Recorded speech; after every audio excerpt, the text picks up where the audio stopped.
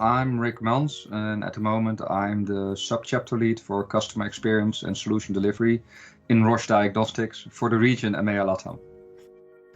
The decision I'm most proud of is that we decided to change our narrative when it comes to deep diving on customer research. We initially had it's really good to understand your customers better, which is true. However, how we changed the narrative is that this is a tool for senior leadership and our colleagues in sales to help them to have increased the likelihood of winning tenders.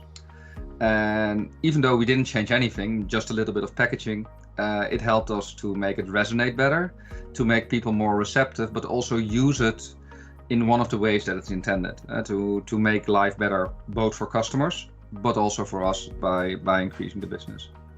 And so that's the decision we take, and where we are right now, and how we got there. So where we're right now is that we are introducing that story, of course, testing it out, but also making sure there's data to back it up, because it's a nice saying, and we have some anecdotal evidence that it's true. That customers also are more receptive and they really like the different approach. However, what's even more important is those are anecdotes, but what does data really tell us? And is it true that if customers are more satisfied, more happy, and if we take a more customer-centric approach, that they also become, we don't say more loyal, but have a higher intent of renewal or share more of their wallet with us. And I would say in this whole part, how we got there was based out of a review, what we did, and we happened to do a storytelling workshop at the same time.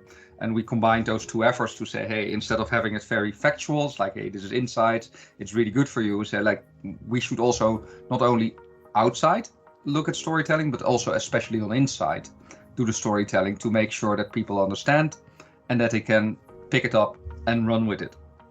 And out of this, for me, the key learning is you can present things as they are, and that's really good, but it's very factual, it's very dry, and you give people a lot to think about because they need to make their own translation on if I have a further deeper customer understanding, what can I do with this? However, when you already tell them what they can do with this, you skip that step of thinking that they need to do, and you can push them earlier into acting, and that also accelerates the whole thing. So I would say that's my biggest decision of 2023, and that's where we are now.